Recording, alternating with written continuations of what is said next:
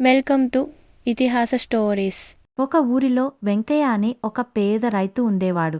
అతనికి ముగ్గురు కొడుకులు. చిన్నప్పటి నుండే వాళ్లను కష్టపడి బ్రతకటం నేర్పాలని వెంకయ్య ప్రయత్నించేవాడు. కాని వాళ్ళు బాగా ఆడుకుంటూ, పని చేయకుండా రోజంతా సేద తీరుతూ కాలక్షేపం చేసేవారు. వెంకయ్య ఎంత చెప్పినా వాళ్లకు శ్రమ మీద విశ్వాసం ఉండదు. వాళ్ళు ఎప్పుడూ ఇలా చెబుతూ ఉండేవారు, నాన్నా, మనం ఎందుకు కష్టపడాలి? మాకు భూములు ఉన్నాయి, పంటలు వస్తున్నాయి, మనం హాయిగా బతకచ్చు కదా. ఒకరోజు వెంకయ్య ఓ మంచి పాఠం నేర్పాలని నిర్ణయించుకున్నాడు. అతను తన చిన్న కుమారుడిని పిలిచి ఇలా అన్నాడు, నాకు నువ్వు ఒక పనికి వెళ్ళి నువ్వు శ్రమపడి సంపాదించిన ₹1 తీసుకురా. అది నీవే సంపాదించాలి. ఇంట్లో వాళ్ళు ఇవ్వకూడదు. అది మీ సంపాదనే కావాలి. కొడుకు తండ్రి మాట వినకుండా ఇంట్లో అమ్మని అడిగి రూపాయి తీసుకొని వచ్చాడు.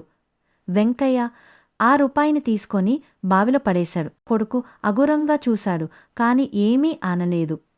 2 రోజుల తరువాత మళ్ళీ తండ్రి అదే పనిని పెట్టాడు. నీవు స్వయంగా పనిచేసి సంపాదించు. ఈసారి అతడు అన్నదమ్ముల దగ్గరికి వెళ్ళాడు. వాళ్ళు రూపాయి ఇచ్చారు. మళ్ళీ తండ్రి అదే చేశాడు, బావిలో వేసేశాడు. ఇదసలు 3 సార్లు ఇలా జరిగింది. చివరికి కొడుకు విసిగిపోయి వేరే దారి చూశాడు. ఊరిలో ఓ గడ్డి కోసే రైతు దగ్గరికి వెళ్లి గడ్డి కోసి రోజంతా శ్రమించి ₹1 సంపాదించాడు. అతడు అది ఎంతో జాగ్రత్తగా ఇంటికి తీసుకొచ్చి తండ్రికి ఇచ్చాడు.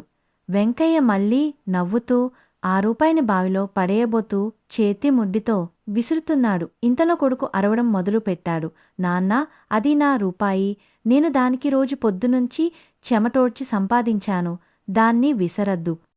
అప్పుడు వెంకయ్య మెల్లగా నవ్వి ఇలా అన్నాడు, నీవు కష్టపడి సంపాదించినదే నీకు విలువగా అనిపిస్తుంది. ఉచితంగా దొరికిన ధనానికి మనసు పట్టదు. కష్టార్జితానికి గౌరవం ఉంటుంది. ఇప్పుడైనా అర్థం చేసుకో అని చెప్పాడు.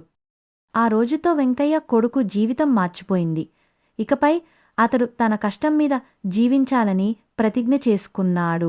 తరువాత తండ్రికి సాయంగా వ్యవసాయం మొదలుపెట్టాడు.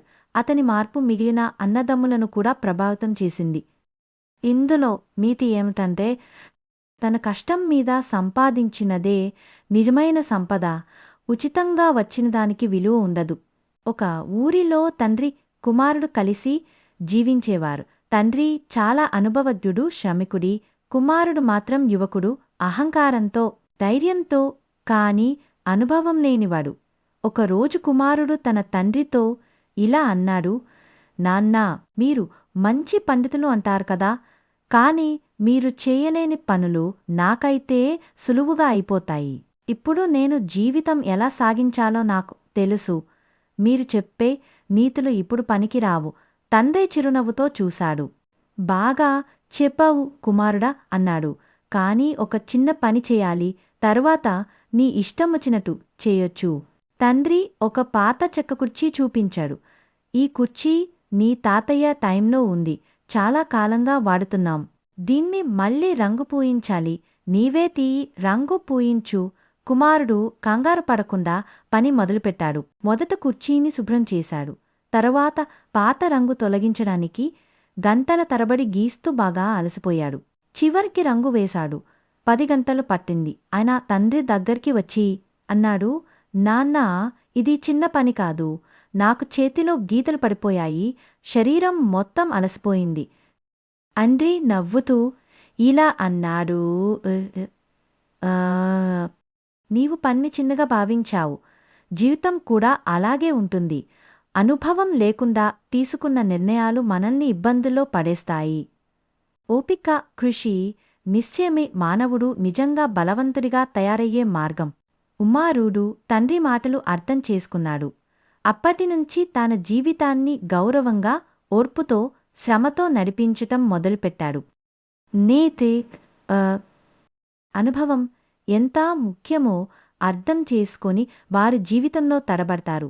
తల్లిదండ్రుల మాటలు శ్రమ, అనుభవం కలగలిసిన మార్గదర్శకాలు.